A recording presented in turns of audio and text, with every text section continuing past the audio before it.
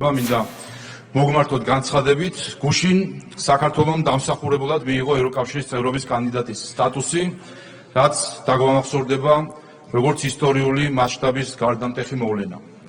დამოუკიდებლობის მოპოვების დღიდან ჩვენი ეროვნული ძალისხმევის მთავარ მიზანს წარმოადგენდა დაბრუნება იქ, სადაც საქართველოს ისტორიული ადგილი იყო. ევროპისადმი ჩვენი კუთვნილების დამტკიცება არ გჭირდება. ჩვენ ვიყავით ყველაზე ადრეული ევროპული ქრისტიანი ერი და საუკუნეების განმავლობაში ქრისტიანული სამყაროს აღმოსავლეთი ბასტიონი.